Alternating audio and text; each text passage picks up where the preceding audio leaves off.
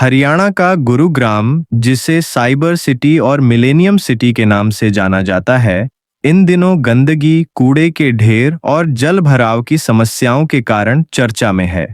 इस बार मामला एक फ्रांसीसी महिला मैथिल्डे आर से जुड़ा है, जिन्होंने शहर की बदहाल स्थिति पर अपनी नाराजगी जाहिर करते हुए गुरुग्राम की तुलना सुअरखाने, पिग हाउस से कर दी। मैथिल्डे, जो लंबे समय से गुरुग्राम में रह रही हैं और एक भारतीय से शादी की है, ने सोशल मीडिया प्लेटफॉर्म एक्स पर अपनी भड़ास निकाली और शहर की सफाई व्यवस्था पर गंभीर सवाल उठाए। मैथिल्डे आर ने अपने एक्स अकाउंट पर गुरुग्राम की सड़कों पर फैले कूड़े, टूटे फूटे फुटपाथ, सीवर के पानी से भरी गलियों और बदबू की तस्वीरें साझा कीं। उन्होंने लिखा, गुरुग्राम छोड़ना कभी कभी एकमात्र समझदारी भरा विकल्प लगता है। यह शहर, जो एक आधुनिक और शांतिपूर्ण शहर हो सकता था, अब कूड़े का ढेर बन गया है। यहाँ रहना पूरी तरह असहनीय है, गंदगी और टूटे फूटे फुटपाथों से भरा हुआ। कई विदेशी दोस्त दिल्ली वापस जा रहे हैं या भारत छोड़ रहे हैं। उन्होंने स्थानीय प्रशासन पर भी निशाना साधा और आरोप लगाया कि नागरिकों के टैक्स का पैसा अधिकारियों के ऐशो आराम पर खर्च हो रहा है, जबकि शहर की बुनियादी समस्याओं का समाधान नहीं हो रहा। मैथिल्डे का यह बयान सोशल मीडिया पर वायरल हो गया और गुरुग्राम की बदहाल सफाई व्यवस्था पर एक बार फिर चर्चा छिड़ गई। गुरुग्राम में हाल ही में हुई भारी बारिश ने शहर की समस्याओं को और उजागर कर दिया। जलभराव, कूड़े के ढेर और टूटी सड़कों ने न केवल स्थानीय निवासियों बल्कि विदेशी नागरिकों को भी परेशान किया है।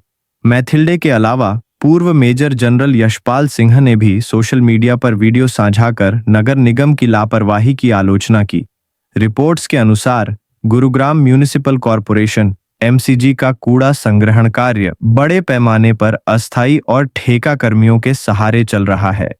कई इलाकों में सफाई कर्मियों की कमी के कारण कूड़ा नियमित रूप से नहीं उठाया जा रहा।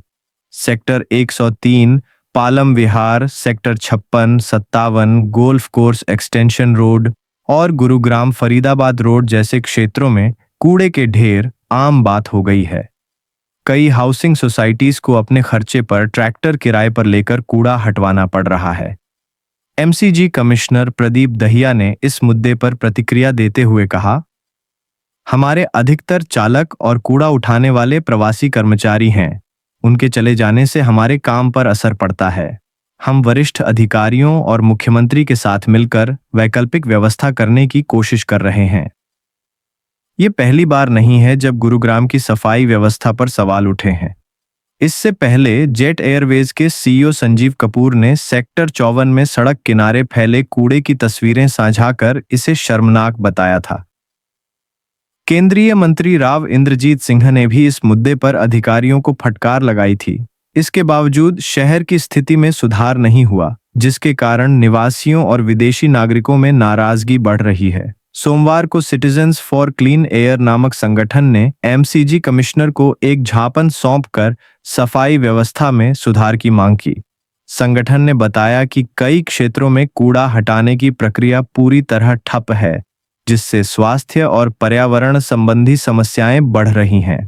गुरुग्राम में सफाई और जलभराव की समस्या कोई नई नहीं है, लेकिन इसका समाधान अब तक नहीं निकल पाया है।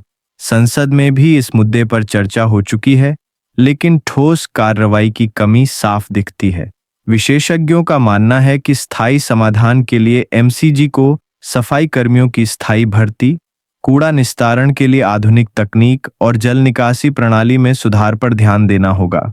मैथिल्डे का गुस्सा और उनकी टिप्पणी गुरुग्राम के निवासियों की उस पीड़ा को दर्शाती है जो लंबे समय से अनदेखी की जा रही है।